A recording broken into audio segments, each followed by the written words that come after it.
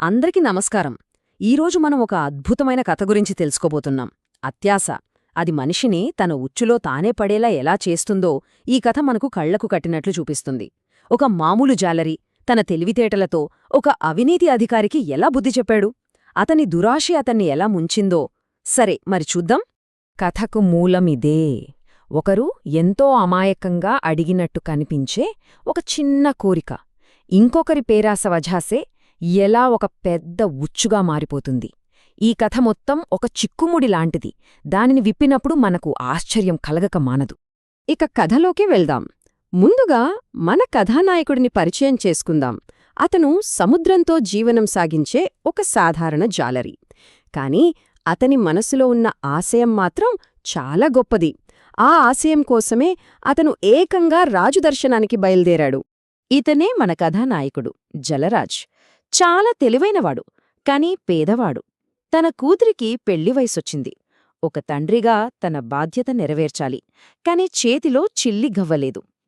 ఏం చెయ్యాలో పాలుపోని స్థితిలో స్నేహితులు ఒక సలహా ఇచ్చారు. మనసున్న మన రాజును సహాయం అడగమని. ఆ ఒక్క సలహాతో అతని ప్రయాణం మొదలైంది. అయితే జలరాజు తెలివి ఇక్కడే మనకు కనిపిస్తుంది. రాజు దగ్గరికి ఉత్తచేతులతో వెళ్లకూడదని అతనికి తెలుసు. రాజును ప్రసన్నం చేసుకోవాలంటే రాజసం ఉట్టిపడే బహుమతి ఉండాలి. ఇది కేవలం ఒక బహుమతి మాత్రమే కాదు, అది అతని గౌరవానికి, సంప్రదాయానికి ఒక నిదర్శనం. ఎన్నో రోజుల వేట తర్వాత చివరికి సముద్రం అతన్ని కరుణించింది. అతని వలలో ఒక అద్భుతమైన, ఎప్పుడూ చూడని ఒక వింత చాప పడింది. దాన్ని చూడగానే జలరాజుకు అర్థమైపోయింది, రాజుకు ఇవ్వాల్సిన కానుక ఇదేనని. ఈ ఒక్క చేప తన కష్టాలన్నీ తీరుస్తుందనే బలమైన ఆశతో కోటవైపు అడుగులు వేశాడు. అయితే జలరాజ్ ప్రయాణం అంత సులభంగా సాగలేదు. కోట ముఖద్వారం దగ్గర అతని ఆశలకు అడ్డుకట్టవేస్తూ కథలోని అసలైన ప్రతినాయకుడెదురయ్యాడు. ఇక్కడే కథ ఒక కీలకమైన మలుపు తీసుకుంటుంది. కోట ద్వారం దగ్గర ద్వారపాలకుడు జలరాజ్ని అడ్డగించాడు. ఇప్పుడు జాలరి భవిష్యత్తు ఈ అవినీతి అధికారి దయమీద ఆధారపడి ఉంది. ఇక్కడే అసలైన పోరాటం మొదలైంది.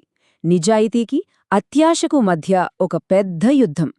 ఇక ద్వారపాలకుడున్నాడే, తన అధికారాన్ని అడ్డం పెట్టుకుని జలరాజ్ని బెదిరించడం మొదలుపెట్టాడు. అతని మాటల్లోనే తెలుస్తుంది ఎంత అహంకారమో, ఎంత అత్యాశో. సూటిగా చెప్పేశాడు, రాజు దగ్గర ఏం సంపాదించినా అందులో సగం నాకివ్వాలి, లేదంటే ఇక్కడ్నించి వెనక్లెళ్ళిపో. ఇది మామూలు లంచమడగటం కాదు, ఇది పట్టపగలు దోపిడీ. చూడండి, ఇక్కడ రెండు విభిన్నమైన లక్ష్యాలు కనిపిస్తున్నాయి.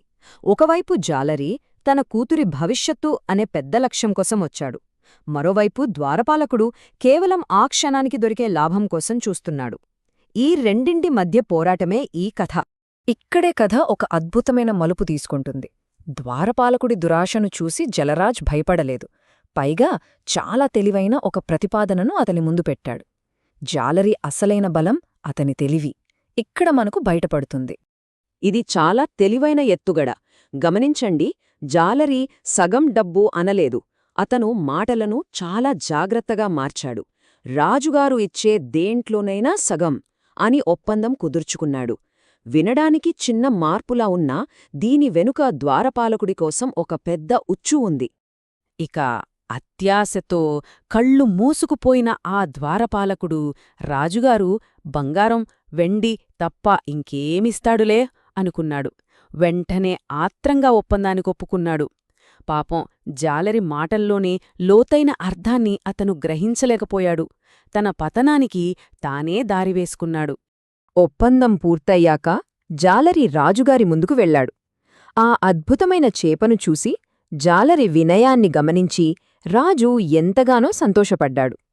జాలరి ప్రవర్తన రాజుగారి మనస్సును గెలుచుకుంది. ఇది అతని ప్లాన్లో మొదటి విజయం. జాలరి బహుమతికి మురిసిపోయిన రాజు ప్రతిఫలంగా ఏదైనా కోరుకోమన్నాడు. ఇదే సరైన సమయం అని జాలరి గ్రహించాడు. వెంటనే రాజునుంచి ఒక మాట తీసుకున్నాడు. మహారాజా, నేను ఏది అడిగినా ఇస్తారా అని అడిగాడు. రాజు ఏమాత్రం ఆలోచించకుండా తప్పకుండా ఏదడిగినా ఇస్తాను అని మాట ఇచ్చేశాడు. ఇక జాలరి ఉచ్చు సిద్ధమైంది. ఒక్క క్షణం ఆలోచిద్దాం.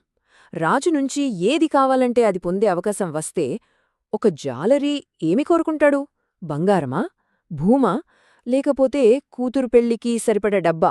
అతని మనసులో ఏముందో ఊహించటం చాలా కష్టం. ఇప్పుడు చూడండి, జాలరి యొక్క అద్భుతమైన పథకం అమలు కాబోతోంది. అతను ద్వారపాలకుడి అత్యాశ అనే ఆయుధాన్ని అతనిపైనే ప్రయోగించి సభలోని వాళ్లందరూ నోరెళ్లబెట్టేలా ఒక కోరిక కోరాడు. ఆ కోరిక విని సభ మొత్తం నిశ్శబ్దమైపోయింది. జాలరి కోరింది బంగారం కాదు, డబ్బు కాదు, ఏకంగా తన వీపు మీద 200 కొరడా దెబ్బలు కావాలన్నాడు. రాజుతో సహా అక్కడున్నవాళ్లందరూ షాకయ్యారు. ఇంత విచిత్రమైన కోరిక ఎవరైనా ఎందుకు కోరుకుంటారు? అందరూ వద్దంటున్నా జాలరి మాత్రం తన కోరికమీదే నిలబడ్డాడు. కాని ఒక షరతు పెట్టాడు. ఆ శిక్ష అమలు చేసేటప్పుడు ఆ ద్వారపాలకుడు ఖచ్చితంగా సభలో ఉండాలి అని కోరాడు. ఇది అతని ప్లాన్లోని చివరి, అత్యంత ముఖ్యమైన అస్త్రం. ఆ ద్వారపాలకుడు సభలోకి అడుగు పెట్టాడో లేదో జాలరి తన అస్సలు ప్లాన్ను అందరి ముందు బయటపెట్టాడు. చాలా ప్రశాంతంగా. మనమొక ఒప్పందం చేసుకున్నాం గుర్తుందా? రాజుగారిచ్చే బహుమతిలో చెరి సగమని. అయితే రాజుగారు నాకు బహుమతిగా ఇచ్చింది 200 కొరడా దెబ్బలు. ఇక మన ఒప్పందం ప్రకారం అందులో సగం అంటే 100 దెబ్బలు నీకే. ఈ మాట వినగానే ఆ ద్వారపాలకుడికి కాళ్ల కింద భూమి కదిలిపోయినట్టయింది. అప్పుడు కాని రాజుకు జాలరి పథకంలోని తెలివి అర్థం కాలేదు. జాలరి తెలివికి మనస్సులో మెచ్చుకుని వెంటనే తీర్పును మార్చాడు. ఈ అవినీతిపరుడికి 100 కాలు, పూర్తి 200 కొరడా దెబ్బలు కొట్టండి, వెంటనే ఇతన్ని కొలువునుంచి పంపించేయండి అని గట్టిగా ఆజ్ఞాపించాడు. అయితే ద్వారపాలకుడికి శిక్ష పడటంతో కథ ముగియలేదు. జాలరి చూపించిన తెలివి, నిజాయితీ అతనికి కేవలం న్యాయాన్ని మాత్రమే కాదు, అంతకు మించి విలువైన బహుమతులను కూడా తెచ్చిపెట్టాయి. ఒక అవినీతి అధికారిని ఇంత తెలివిగా పట్టించినందుకు రాజు చాలా సంతోషించాడు. జాలరి కోరిన శిక్ష కేవలం ఒక మార్గం మాత్రమే, కాని అతని జ్ఞానం అతనికి డబ్బుతో కొనలేని గౌరవాన్ని, గుర్తింపును ఇచ్చింది. చివరికి జాలరి అనుకున్నవన్నీ జరిగాయి. అత్యాసపరుడైన ద్వారపాలకుడికి తగిన శాస్తి జరిగింది. అతని కూతురు పెళ్లి కూడా రాజుగారి సహాయంతో ఘనంగా జరిగింది. అన్నింటికన్నా ముఖ్యంగా అతని తెలివితేటలు రాజ్యమంతటా మారుమోగాయి. తెలివిగా ఆలోచిస్తే ఎలాంటి సమస్యనైనా పరిష్కరించవచ్చని ఈ కథ మనకు స్పష్టంగా చూపిస్తుంది. కాబట్టి ఈ కథ మనకు ఒక ముఖ్యమైన పాఠం నేర్పుతుంది. కొన్నిసార్లు సమస్యకు పరిష్కారం మన కళ్ల ముందు నేరుగా కనపడదు. జాలరిలాగే మనం కూడా కొన్నిసార్లు భిన్నంగా, సృజనాత్మకంగా ఆలోచించాలి. ఎందుకంటే అత్యంత కఠినమైన తాళాలను కూడా సరైన ఉపాయంతో తెరవచ్చు. దీని గురించి ఒక్క క్షణం ఆలోచిద్దాం.